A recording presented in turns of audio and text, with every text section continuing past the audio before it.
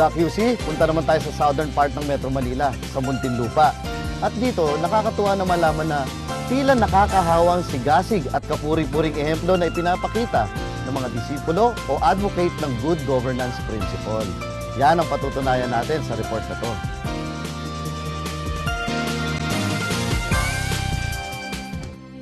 Nasa southernmost part ng Metro Manila ang Muntinlupa. Nakapaligid dito ang mga bayan ng Taguig, Parañaque, Las Piñas, Bacoor, Cavite at San Pedro, Laguna. Negatibo ang imaheng dulot ng pinakasikat noon na landmark dito, ang National Bilibid Prisons. Lugar ng pambansang kulungan para sa mga pinakapusakal na kriminal na kung tawagin pa nga ay Munti. Bukod dito, ang Muntinlupa ay naging larawan din ng kahirapan, ng kabagalan ng progreso. Pero nagsimulang magbago ang lahat nang mag-invest ang malalaking land developer. Nagkaroon ng mga exclusive subdivision at pumasok na rin ang iba't ibang negosyo. At masasabing naging mapalad din ang mga taga Muntinlupa sa pagkakaroon ng mga lider na desididong paunlarin ang kanilang bayan. Karamihan dito sa amin, minsan Halos katatapos pa lang noon ng high school ni Aldrin nang mapasok siya sa politika. Kami yung first batch ng Sangguniang Kabataan noong 1992. During that time, kagagraduate ko lang sa high school nun. Papasok ako ng kolehiyo. Usap-usapan no, merong darating na election for Sangguniang Kabataan.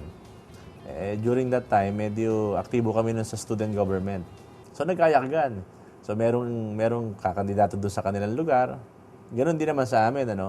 So sinubukan namin. Eventually, sinuwerte, nabigyan ng pagkakataon, nanalo ko bilang SK chairman doon sa aming barangay.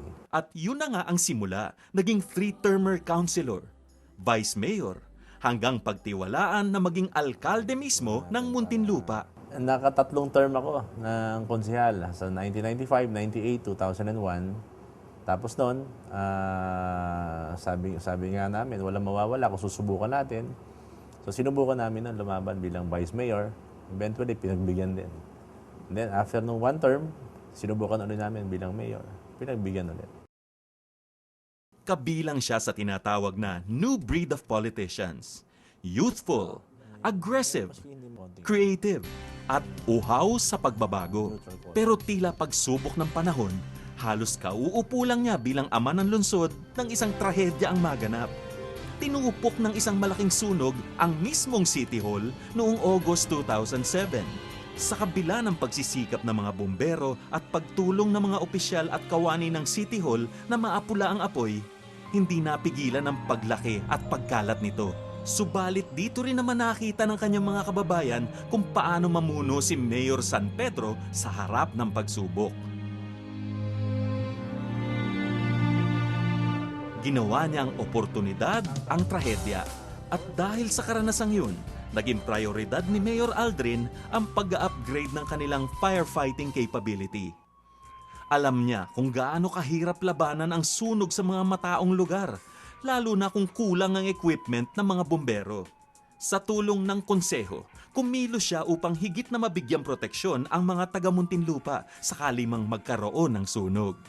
Nagpagawa sila ng bago at modernong fire station.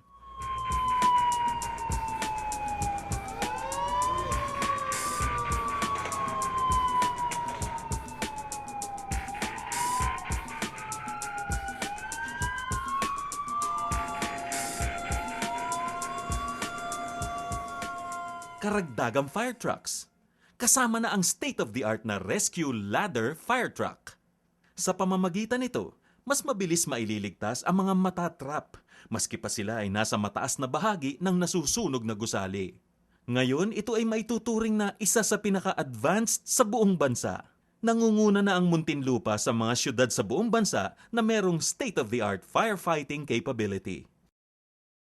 Kami ngayon yung merong pinakamodernong fire station, firefighting equipment sa buong Pilipinas. Ito yung pagbibigay namin ng importansya, pagpapahalaga namin doon sa mga investors namin na nandito at pagbibigay naman namin ng senyales doon sa mga investors na gustong pumasok dito sa amin. Pero bago ang pag-upgrade ng fire station ng syudad, inuna siyempre ni Mayor Aldrin ang pagtindig muli ng simbolo at muka ng pamahalaan, ang City Hall.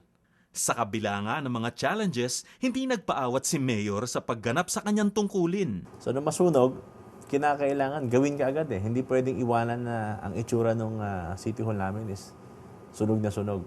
Kasi ito yung seat of power. Pag nakita ng mga tao na nakatiwangwang na ganyan, na nawawalan ng nawawalan ng paniniwala sa gobyerno. Sinamantala niya ang ipinakitang interes ng mga negosyante at investor sa Muntinlupa. Todo suporta at alaga ang kanyang administrasyon sa mga ito. At dito, masasalamin ang isa pang katangian ni Mayor Aldrin. Simple at diretso lang siyang mag-isip na sinasamahan niya ng common sense at malasakit. Tulad na lang ng plano niyang magtayo ng bagong Hall of Justice. Kausap ko ang DOJ, meron silang hinihiling sa akin na a parcel of land, 1,000 square meter, pagtatayuan ng Hall of Justice. So wala akong makitang existing na mga lupa within our area. Meron lang sa Alabang. So pag binigyan ko sila ng 1,000 square meter doon sa Alabang, ang per square meter doon is 200,000 per square meter. At 1,000 square meter is 2 billion pesos. So yun yung cost ng lupa. 2 billion pesos. Eh ang ibibigay lang nila sa akin, 100 million worth ng building. Hindi yata pantay, hindi tama. So ang ginawa namin, naghanap kami ng mga iba pang bakanting lote na binebenta. Minabili kami dito sa Susana Heights, a 1 hectare property. 140 million ang cost. Diba? So ngayon, ano ngayon ang gagawin namin? Sabi ko, sa DOJ, hindi na 1,000 square meter ang bibigay ko sa inyo. Gagawin ko ng 1,500 square meter. Pero gawin yun 200 million worth ng building ang ibigay nyo sa akin. Eventually, pumayag sila. Ito rin ang gabay niya para gawin at isulong ang iba pang magagandang proyekto.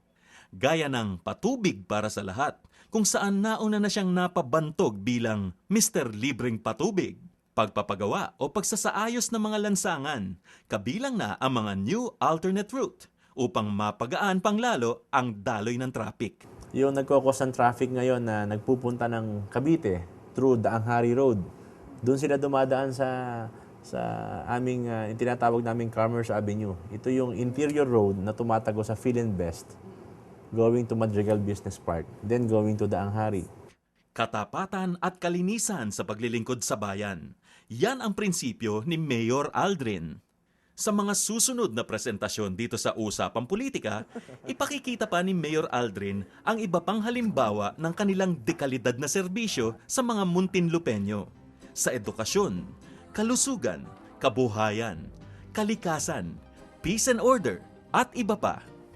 Sa aking mga kababayan sa Muntinlupa, ang aking pong hinihiling lamang sa inyo, sa kada pagbabago, in every development, certain sacrifice has to be made. Diba? Sabi nga natin, kung gusto nating magkaroon ng magandang pagbabago sa ating lungsod, may sakripisyo. At eventually, pag nagawa naman po natin yun, ang makikinabang, hindi lamang iilan, kundi tayong lahat. Ang Muntinlupa po ay nandun na sa punto na tayo ay nag-matured na. Ika nga, no? Alam na natin kung sino yung gumagawa ng tama. Alam na natin kung sino yung nagbibigay ng tunay na pagkalinga sa ating mamamayan. Kaya ang hiling lamang po namin sa inyo ay ang patuloy niyong pagtitiwala at makakaasa po kayo na maraming pang magandang bagay na mangyayari sa ating lungsod. Kaya sa inyo pong lahat, maraming salamat po. Sa lahat ng nakakahawa, yung pagkahawa sa advocacy for good governance ang idinadalangin nating mangyari sa bawat isa sa atin. Need we say more?